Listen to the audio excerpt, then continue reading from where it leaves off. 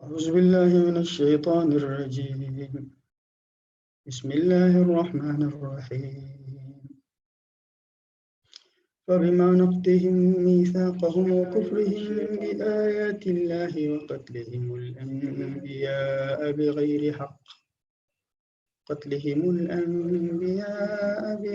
حق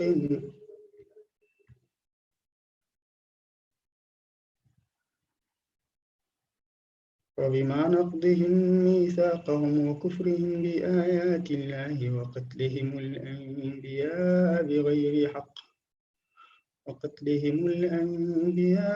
بغير حق وقولهم قلوبنا غلف بل طبع الله عليها بكفرهم ولا يؤمنون إلا قليلا. أعوذ بالله من الشيطان الرجيم. بسم الله الرحمن الرحيم. الحمد لله رب العالمين الرحمن الرحيم ملك يوم الدين. إياك نعبد وإياك نستعين. اهدنا الصراط المستقيم صراط الذين أنعمت عليهم غير المغضوب عليهم ولا الضالين آمين. اللهم صل على سيدنا محمد الفاتح لما أغلق والخاتم لما سبق ناصر الحق بالحق والهادي إلى صراطك المستقيم وعلى آله حق قدره ومقداره العظيم. سبحان ربك رب العزة عما يصفون وسلام على المرسلين والحمد لله رب العالمين. Assalamu alaikum wa rahmatullahi wa barakatuhu.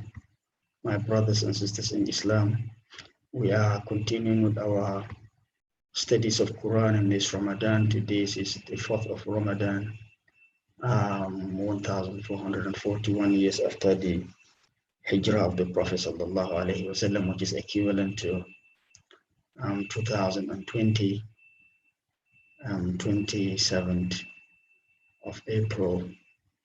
And we are going to continue from where we stopped. Actually, previously we have stopped at verse 154 of Surah An-Nisa. So we are going to continue from 155 in the same Surah, Surah An-Nisa. And Allah is still telling us about Bani Israel.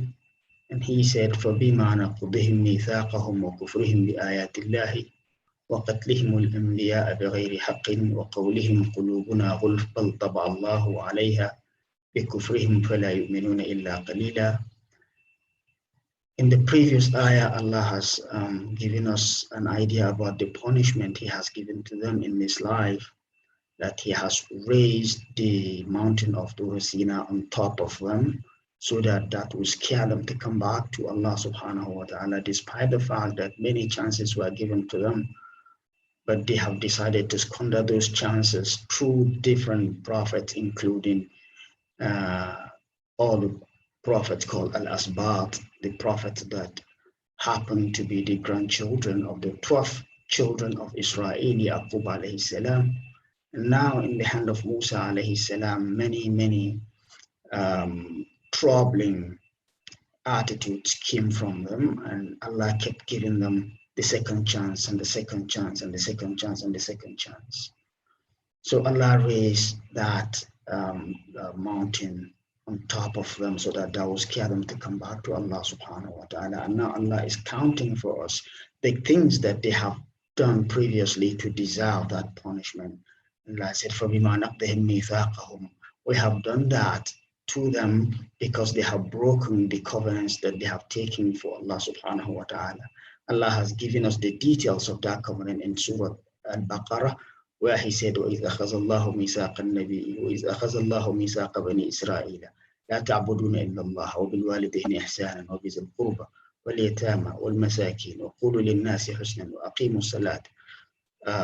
الصَّلَاةَ ثُمَّ تَوَلَّيْتُم مِّن بَعْدِ ذَلِكَ إِلَّا قَلِيلًا مِّنكُمْ وَأَنتُم مُّعْرِضُونَ وَإِذْ أَخَذْنَا مِيثَاقَكُمْ لَا تَسْفِكُونَ دِمَاءَكُمْ وَلَا تُخْرِجُونَ أَنفُسَكُم مِّن دِيَارِكُمْ ثُمَّ أَقْرَرْتُمْ وأنتم تشهدون ثم أنتم هؤلاء تقتلون أنفسكم وتخرجون فريقا منكم من ديارهم تظاهرون عليهم بالإثم والعدوان وإن يأتوكم أسارى تفادوهم وهو محرم عليكم إخراجهم أفتؤمنون ببعض الكتاب وتكفرون ببعض فما جزاء من يفعل ذلك منكم إلا خزي في الحياة الدنيا ويوم القيامة يردون إلى أشد العذاب وما الله بغافل عما تعملون.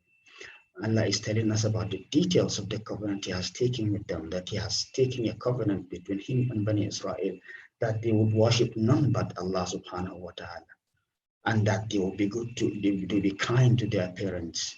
وَبِالْوَالِدَيْنِ إِحْسَانًا وَبِذِي الْقُرْبَى وَالْيَتَامَى, and they will be kind to their relatives, they will be kind to the destitute, they will be kind to the needy people, and that they will not kill themselves, that they will not wage wars among themselves, that they would not do all those sort of things, but they have decided to break all those covenants. They have broken all of them, and because of that, Allah is saying, فَبِمَا نَقْضِهِمْ مِيثَاقَهُم, because of the covenant that they have broken between them and Allah, بِآيَاتِ, and then they have decided to disbelieve in the signs given to them through the prophets, the signs of Allah given to them through the prophets, including the ones given to them through Musa alayhi salam.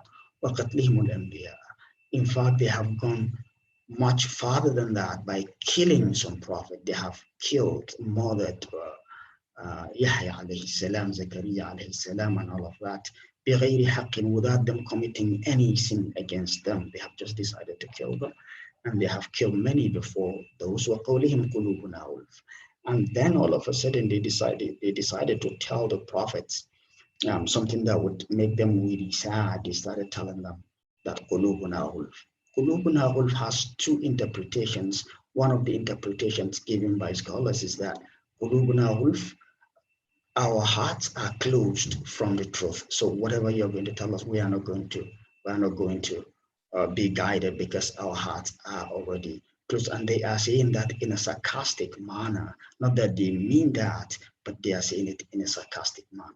And this confirms the second interpretation of the word qulubuna, that our hearts are just like envelopes that contain a lot of knowledge. We don't need any more knowledge from anyone, whether that person calls himself a prophet or an apostle or whomever you decide to call yourself.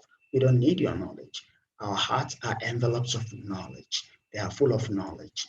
بَلْ طَبَعَ اللَّهُ عَلَيْهَا بِكُفْرِهِمْ. Allah says that is not true. They do not disbelieve in the prophets because they are full of knowledge or full of wisdom, but because Allah has decided to seal their hearts as a result of their love for disbelief. So Allah decided to seal their hearts. And that is the way Allah treats His servants. وَالَّذِينَ جَاهَدُوا فِينَا لَنَهْدِيَنَّهُمْ سُبُلَنَا وَإِنَّ اللَّهَ لَمَعَ الْمُحْسِنِينَ. Those who strive and struggle so that they will come back to us, they will be guided towards us, will provide them with the guidance. But those who decided that they don't need Allah, Allah doesn't need them. Right? That is the way it works. فَلَا يُؤْمِنُونَ إِلَّا قَلِيلًا. Therefore, they will not believe in Allah except very few from among them. They are the ones who are going to believe in Allah subhanahu wa ta'ala. وَبِكُفْرِهِمْ وَقَوْلِهِمْ عَلَى مَرْيَمَ بُهْتَانًا عَظِيمًا. وَبِكُفْرِهِمْ, and the reason why Allah has put that punishment on top of them, the mountain that He raised on top of them. Allah keep counting for us the bad deeds, the evil deeds that they have done. And in the previous ayah, He told us about how they have broken the covenant, and now He is telling us because they have disbelieved bikufrihim, they have disbelieved in Jesus, and they have disbelieved in Jesus, and then they have said very grievous things against His mom, right? They have accused His mom of committing adultery, saying that Jesus alayhi salam, Isa alayhi salam himself was someone who was born out of wedlock. He was born on the other side of the blanket, as they say. When Maryam alayhi salam came with Jesus, and he was a baby in the cradle, and she came with him, and they looked at her and say to her, يا أخت هارون ما كان أبوك امرأ سوء وما كانت أمك بغيا. فأشارت إليه. قالوا كيف نكلم من كان في المهد صبيا. قال إني عبد الله آتاني الكتاب وجعلني نبيا وجعلني مباركا أينما كنت وأوصاني بالصلاة والزكاة ما دمت حيا وبرا بوالدتي ولم يجعلني جبارا شقيا والسلام علي يوم ولدت ويوم أموت ويوم أبعث حيا ذلك عيسى ابن مريم قول الحق الذي فيه يمترون ما كان لله أن يتخذ من ولد سبحانه إذا قضى أمرا فإنما يقول لهم كن فيكون. Very beautiful statements that he made as a baby in the cradle. The mother just pointed to him, and they said, how can we talk to someone who's a baby in the cradle? And he, all of a sudden, he just started talking to them in a very melodious way, saying that Inni Abdullah, I'm a servant of Allah subhanahu wa ta'ala.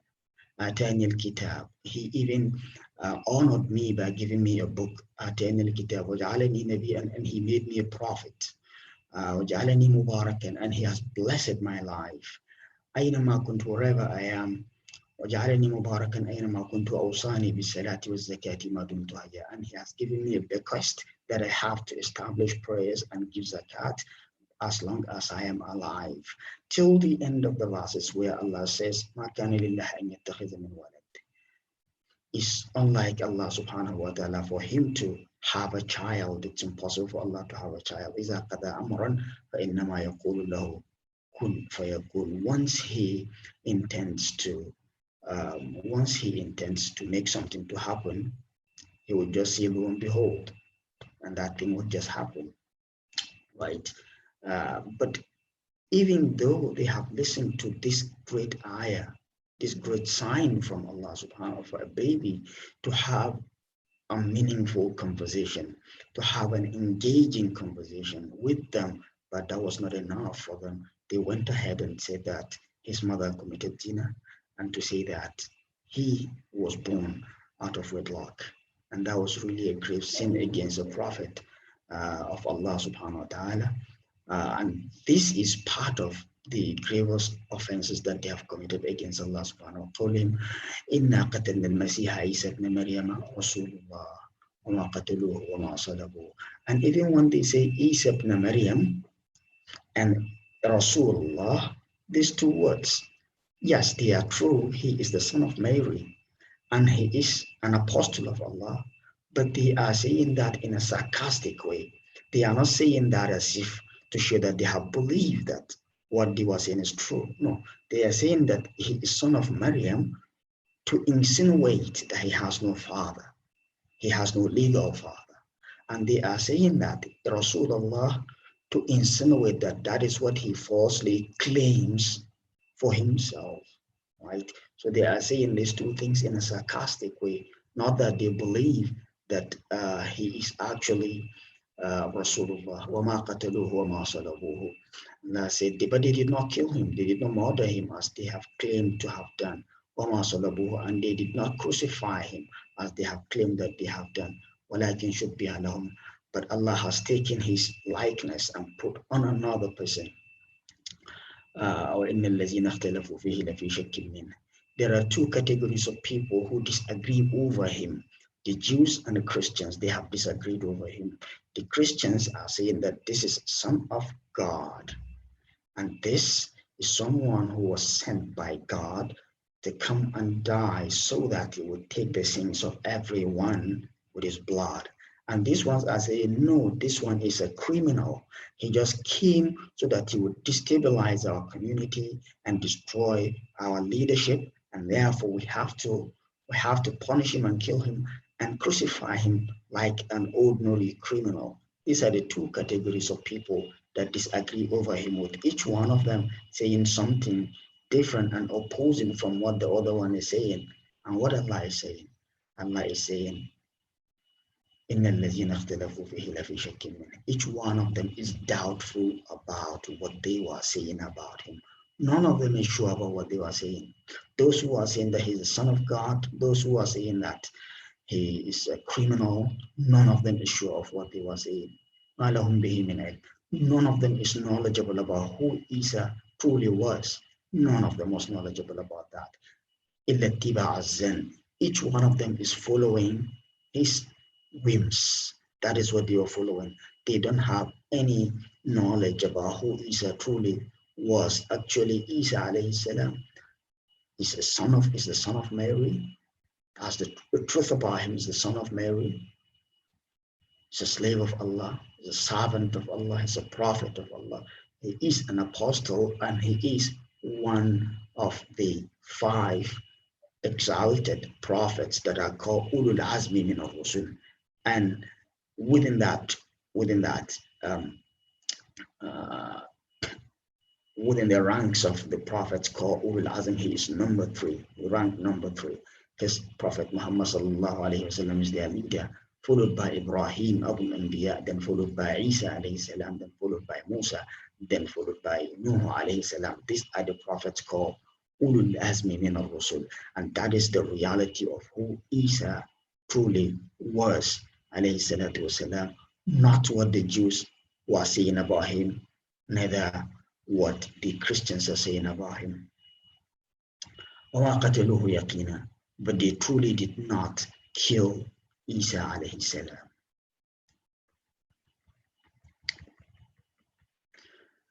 بل رفعه الله إليه وكان الله عزيزا حكيما. What truly happened is that Allah has raised him and made him to ascend to the heavens. But he refers to the heavens here as ilayhi. He has caused him to ascend to him. But that means to the heavens, where Allah actually accommodated him till today. وَكَانَ اللَّهُ عَزِيزًا حَكِيمًا, and Allah is truly powerful and truly full of wisdom. وَإِن مِّنْ أَهْلِ الْكِتَابِ إِلَّا لَيُؤْمِنَنَّ بِهِ قَبْلَ مَوْتِهِ وَيَوْمَ الْقِيَامَةِ يَكُونُ عَلَيْهِمْ شَهِيدًا. وَإِن مِّنْ أَهْلِ الْكِتَابِ إِلَّا لَيُؤْمِنَنَّ بِهِ قَبْلَ مَوْتِهِ. Truly, all the Ahlul Kitab, all the people of book, that includes Jews, Christians, and even all the people that receive books from Allah subhanahu wa ta'ala through their prophets, but decided not to move on after those prophets' time elapsed. All of them. You could include Christians and Jews, you can even include Buddhists. According to some opinions, that Buddha was a prophet of Allah subhanahu wa ta'ala, but after him, the religion given to him was corrupted. And you can even include the Zoroastrianist people who also practice according to one of the prophets' revelation. But after the prophet passed, they decided not to move on. All these people would believe in Isa alayhi salam based on who truly he was before he dies. وَمِنْ أَهْلِ الْكِتَابِ إِلَّا لَيُؤْمِنَنَّ بِهِ قَبْلَ مَوْتِهِ. But before he dies, in this verse raise issues, because Isa alayhi salam was already were made to ascend to the heavens. And in another verse in Surah Al Imran, Allah is narrating to us a conversation he had with Jesus, and he was saying to him, قال الله يا عيسى إني متوفيك ورافعك إلي ومطهرك من الذين كفروا وجاعل الذين اتبعوك فوق الذين كفروا إلى يوم القيامة. Oh, remember, Muhammad, when we had a conversation with Jesus, and when Allah told him, Ya Isa inni mutawafik, I'm going to cause you to die, وَرَافِعُكَ إِلَيْهِ, and then I'll make you to ascend to me, right? And the ascension has happened already.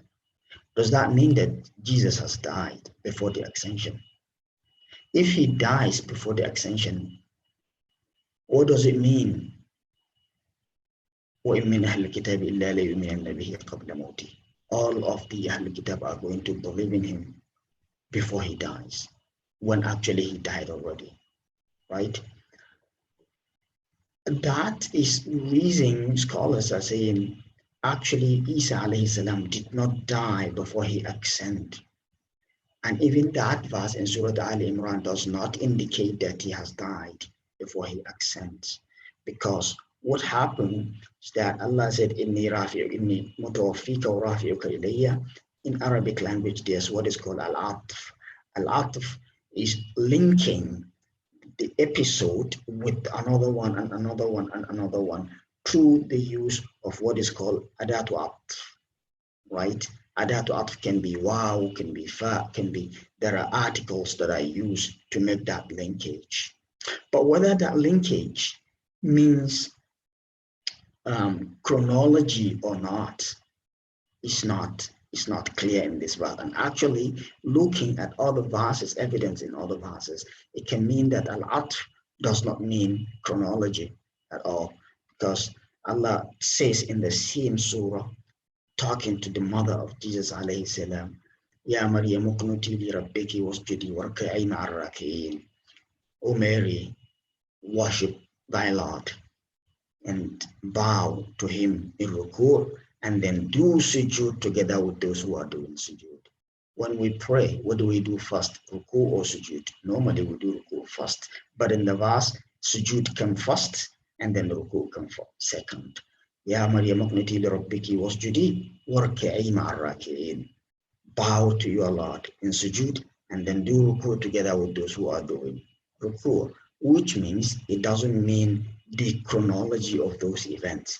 It simply means that these events are what is meant for you to do, but not necessarily in the order that they are mentioned. The same thing applies to the verse saying, Ya Isa inni mutawaffika wa rafi'uka ilayya, that I'm going to cause you to die and then I would make you to ascend, right? It means that all of these things are going to happen, but it doesn't mean that they are going to happen in a chronological way. It doesn't mean that the death is going to happen before the ascension. That is not what it means. And that is the reason why actually we need to study Quran in its entirety for us to have a good understanding of whatever topic we pick in the Quran and trying to understand it. We cannot just read one verse and claim that we have a clear understanding of that subject matter. We have to study Quran in its entirety, trying to look at all the verses that are talking about that specific thing, put them together, and then try to bring the meaning out of that, right? So based on these verses, Isa alayhi salam did not die. He was caused to ascend to Allah subhanahu wa ta'ala, but he would have to come back and then die the normal death of normal human beings. And but before that happens, all of the Ahlul Kitab would have to realize who Isa truly was. Those who are claiming, and it's really out of the wisdom of Allah subhanahu wa ta'ala, that here he said, we min Ahlul Kitab. He didn't say Yahud, he didn't say Nasara, as he would refer to them individually in other places. He say Ahlul Kitab, and this Ahlul Kitab is all encompassing any other person who is claiming that he had a prophet before Muhammad sallallahu alaihi wasallam and did not believe in Prophet Muhammad sallallahu alaihi wasallam. It's included in Ahlul Kitab.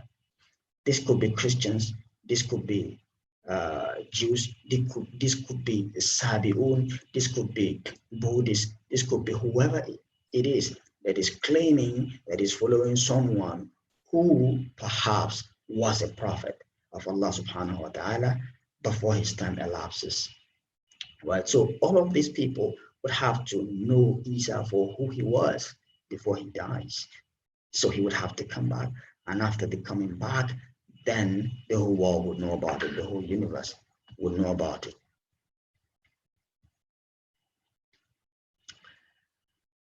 وَيَوْمَ الْقِيَامَةِ يَكُونُ عَلَيْهِمْ شَهِيدًا. And then he would be a witness against those who refuse to believe in him on the day of judgment, because Allah is going to ask him, يا عيسى ابن مريم أنت قلت للناس اتخذني وأمي إلهين من دون الله قال ما يكون لي أن أقول ما ليس لي بحق إن كنت قلته فقد علمت تعلم ما في نفسي ولا أعلم ما في نفسك وكنت عليهم شهيدا لما كنت فيهم فلما توفيتني كنت أنت الرقيب عليهم وأنت على كل شيء شهيد.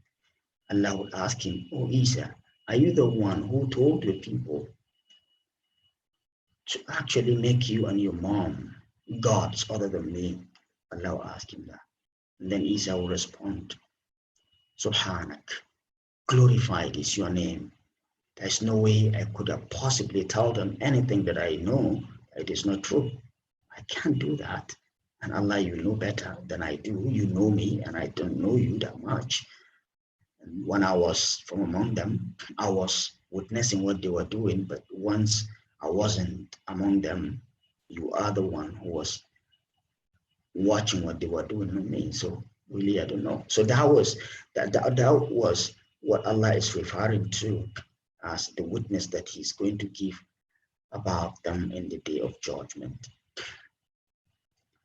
وبظلم من الذين هادوا حرمنا عليهم طيبات أحلت لهم وبصدهم عن سبيل الله كثيرا وأخذهم الربا وقد نهوا عنه وأكلهم أموال الناس بالباطل وأعتدنا للكافرين منهم عذابا أليما وبظلمهم من الذين هادوا حرمنا عليهم طيبات أحلت لهم وبصدهم عن سبيل الله كثيرا وأخذهم الربا وقد نهوا عنه وأكلهم أموال الناس بالباطل وأعتدنا للكافرين منهم عذابا أليما. Allah said, we have even made some things unlawful to them. We made things prohibited to them, things that were previously lawful, allowed. Now we made those things prohibited. Why did Allah do that? He said, بِظُلْمِهِمْ, because بِظُلْمٍ مِّنَ الَّذِينَ هَادُوا. The Jewish people are evildoers. They are evil perpetrators. And because of that, as a punishment, things that were normally halal, things that were normally allowed, we made them unlawful, illegal for them to do. And we did that وَبِصَدِّهِمْ عَنْ سَبِيلِ اللَّهِ كَثِيرًا, because they serve as shield against the way of Allah subhanahu wa ta'ala. They shield the people, right? Anyone who comes, I mean, it's now, it's something that even people joke about right now in the modern day, that if you get tired of your religion and you go to any synagogue and knock the door and the rabbi comes out and asks you, how can I help you? I'm here because I want to convert to Jewish religion. He will just look at you and say, we are not interested. Go back. Because they have confined themselves and made the religion a religion that no one can join. But the fact that they prevented you from joining your religion doesn't mean that they will not encourage you to go and get involved in another religion. If you get involved in another religion, they will still try to prevent you from practicing that religion. So they have blocked people from associating themselves with Allah or from following the path of Allah subhanahu wa ta'ala. And because of the zulm, Allah made so many things unlawful to them, even though normally those things were lawful. And Allah even described that using the word tayyibat. And tayyibat is one of the best words in the Holy Quran that Allah used to describe al-halal. Look at when Allah is describing to us the mission of Prophet Muhammad sallallahu alaihi wasallam. He said, this is a prophet that comes to make all the tayyibat halal. And all the khaba'ith, the evil, will make them haram. That is his attribute.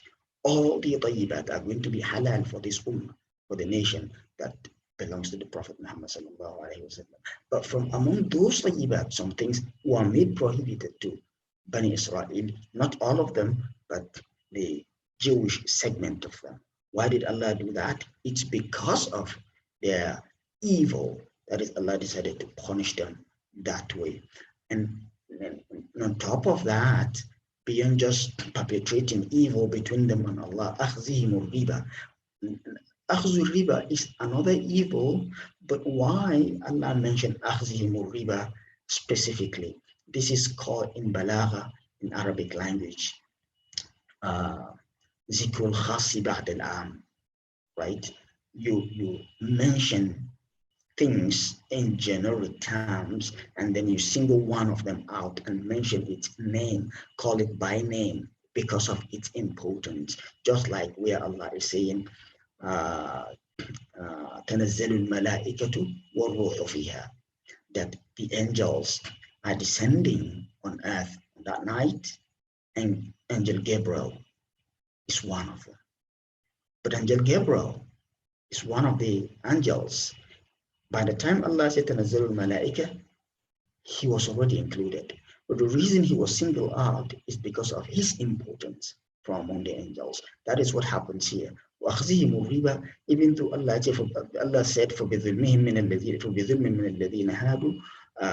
that because of the evil perpetrated by the Jewish people, but he still mentioned a riba, because riba has to be singled out because of its importance, right?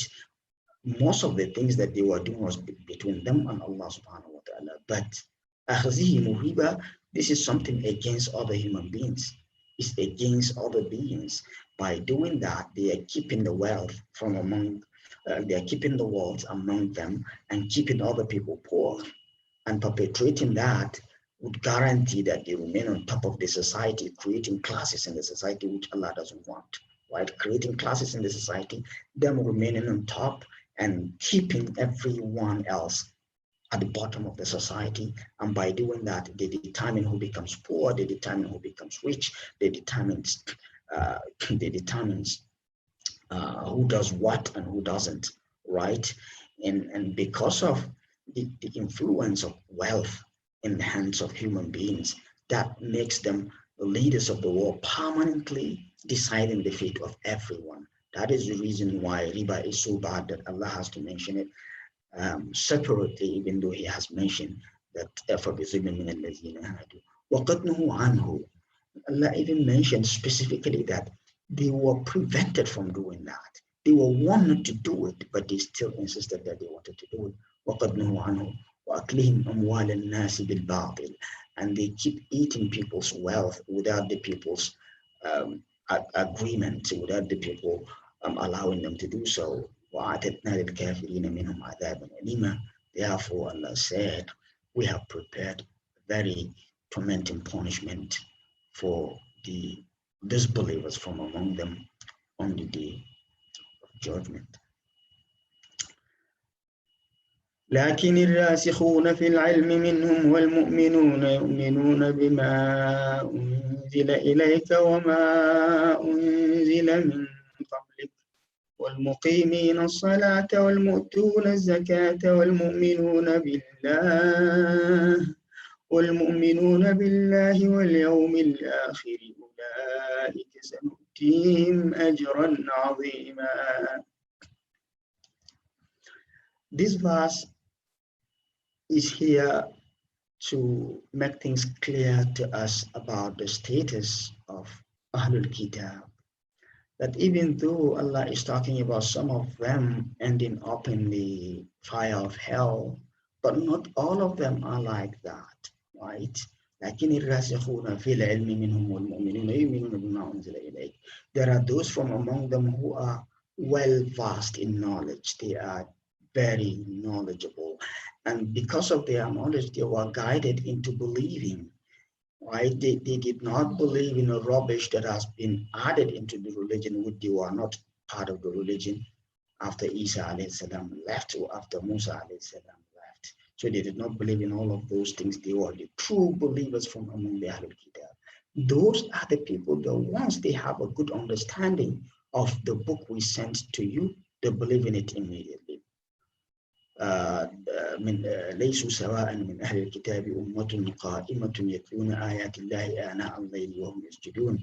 They are the ones who have been describing that verse in the beginning of the surah, right? So Allah is describing them as well versed in knowledge, very knowledgeable people, right? Once knowledge is a true knowledge, it begins a spiritual journey. That is the natural thing. Any knowledge that prevents a person from making any attempt to make a spiritual journey, that is a pseudo knowledge. It's not actually a knowledge. It's a pseudo. It's something that really looks like knowledge, but it is not knowledge, right? The fact that you are able to explain everything in this life scientifically, and therefore you think you don't need God because you can be able to explain everything, that is the peak of stupidity. Because the fact that you know everything in my house doesn't mean that I don't own the house. It simply means that you know my house. But it doesn't mean that then the house belongs to you. It doesn't, right? That is the peak of stupidity, right? You can be the highest scientist in this world, being able to explain the phenomenon of life from the beginning to the end, explain everything, right? From the Big Bang to the tiniest atom imaginable, explain all the properties that come together and form that atom, do whatever you want in terms of knowledge. That does not change the fact that those things were not created by you, at least. It doesn't change the fact that someone owns these things, right? So that is that. So a person may look really knowledgeable, but in the real sense, the person is stupid, but thinking that he is very knowledgeable, right? But the true knowledgeable people are the ones at the peak of their knowledge. They would have to start a spiritual journey, trying to find out, okay, we have this knowledge, but there's definitely something beyond this. Let's try to find out what is that, right? That is the reason those who are knowledgeable from among them are the true believers, and they even believe in what is revealed to you, O Prophet Muhammad sallallahu alaihi wasallam. وَمَا أُنزِلَ مِن قَبْلِكَ, and they have actually believed in what is revealed before you. وَالْمُقِيمِينَ الصَّلَاةَ, and they are the ones who establish prayers. وَالْمُؤْتُونَ الزَّكَاةَ, and they are the ones who give out charity. وَالْمُؤْمِنُونَ بِاللَّهِ, and they are the ones who truly believe in Allah subhanahu wa ta'ala. وَالْيَوْمِ الْآخِرِ, and they are the ones who truly believe in the day of judgment. And if they become that way, أُولَٰئِكَ سَنُؤْتِيهِمْ أَجْرًا عَظِيمًا, those are the ones that we are going to give a bountiful reward on the day of judgment. They will see the kind of reward that we are going to give them is unimaginable to anyone. Allah has promised to give the believers Yawm al-Qiyamah, the day of judgment, as described by his beloved Prophet Muhammad sallallahu alayhi wa sallam. ما لا عين رأت ولا أذن سمعت ولا خطر على قلب بشر. What no eye have ever seen, no ear has ever listened to, and no heart has ever been able to contemplate. This is the peak of the promise, right? For someone to promise that I'm going to give you something that will sweep you off the face of the earth. I'm going to give you something that is that is going to overwhelm you. That is the kind of reward Allah promised to give to believers. إنا أوحينا إليك كما أوحينا إلى نوح والنبيين من بعده وأوحينا إلى إبراهيم وإسماعيل وإسحاق ويعقوب والأسباط وعيسى وأيوب ويونس وهارون وسليمان وآتينا داود زبورا. O Prophet Muhammad sallallahu alayhi wa sallam, we are the ones who reveal to you the book that we have revealed to you and the religion that we have revealed to you. And this your revelation is really not any different from the revelations that we have given to all the prophets before you. We all remember when Prophet Muhammad sallallahu alaihi wasallam first saw Angel Gabriel, and he came to him and told him Iqra, and he said Ma ana biqari, recite, and he said I am not the reciting type. He insisted recite, a very long story, until he runs back to Khadija, his wife, and then he was saying Zammiluni, cover me up, and she covered him, and the details of the things that happened between him and her and Angel Gabriel, when she said, okay, let me see if this is Shaitan. If I open my cover, my veil, he would stay, but if he is not, then he will run away. She opened the cover, the veil, and Angel Gabriel disappeared. Then she said, okay, let's do something about this. We can't just sit back and watch things happening. We don't know what this is, but I am 100% sure that Allah is not going to cause any harm to happen to you. You are someone who respects your neighbors, who host visitors. You are someone who is really a good person. Allah would never let anyone to harm you. But still, let's go to someone who is more knowledgeable. So she took him to her uncle, her cousin, who at the time was a priest. And when they went there, he narrated to him what he saw. He said,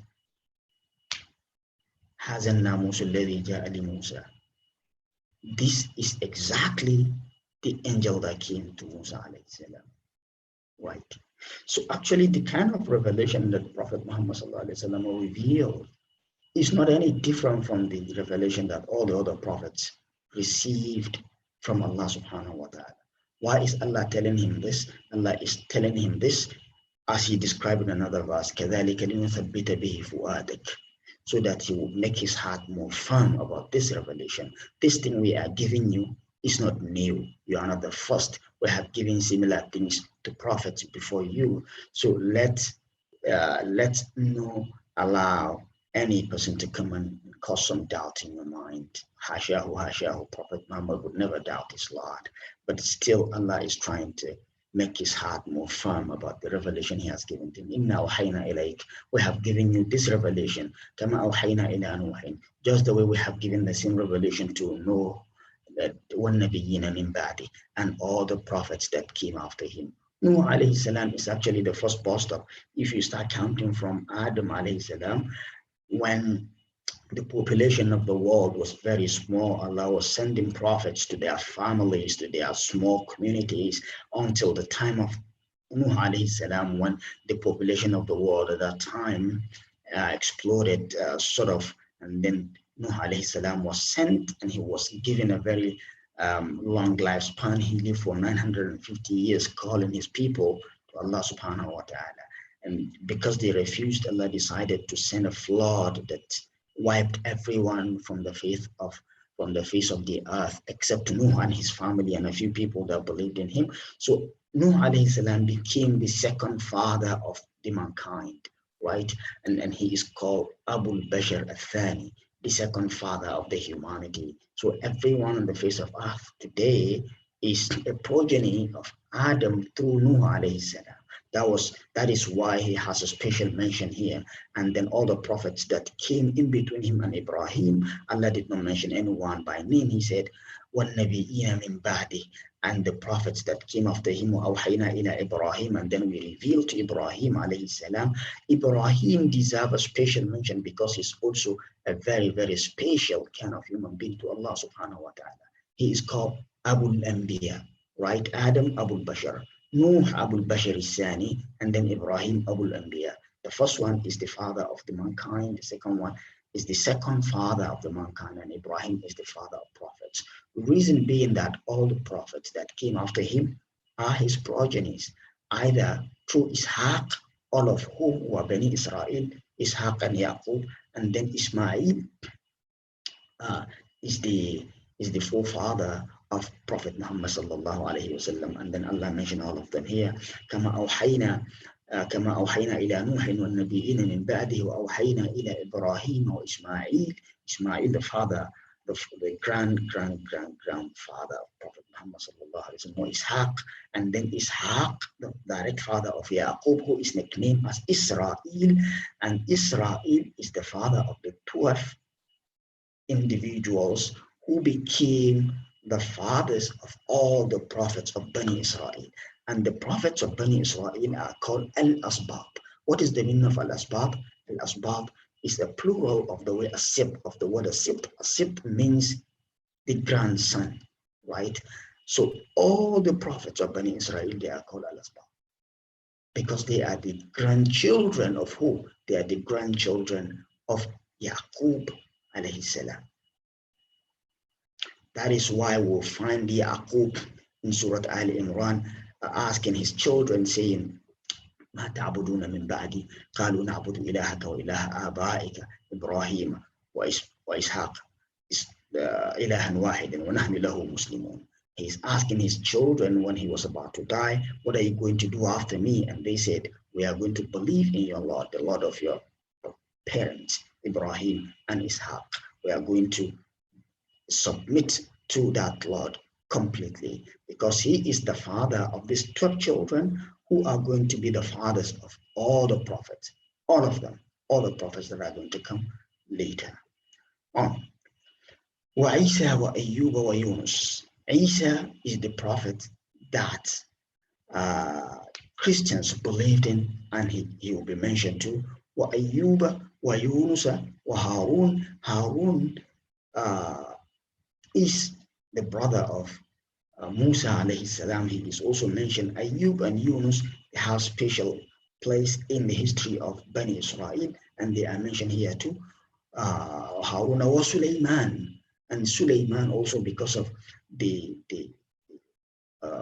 kingdom that he established. Allah has mentioned him here, وَآتَيْنَا دَاوُودَ زَبُورًا, and then Allah mentioned Dawood alayhi salam, that Allah has given him the book called Az-Zabur.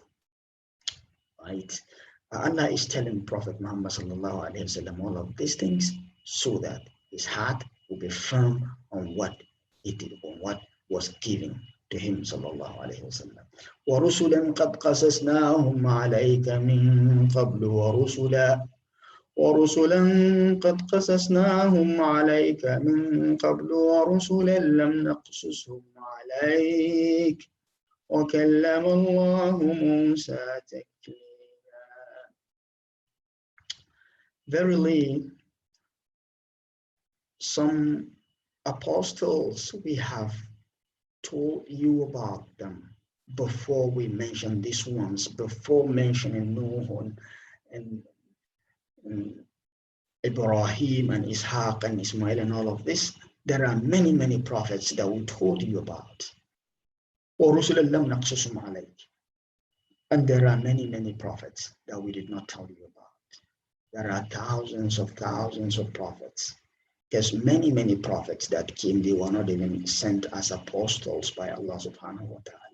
Some were just prophets between them and Allah, and they know that they are prophets, and the simple fact that they live within a community, even though they were not sent to those communities to preach to anyone, but the fact that they exist and they were there within the community would make an impact on that community. When there's really, truly a good person, insan Rabbani, someone that is truly with Allah subhanahu wa ta'ala, the fact that he lives in a community would have an impact on that community without even having to talk to people. People would normally look at his life and want to emulate, right? Human beings are creatures of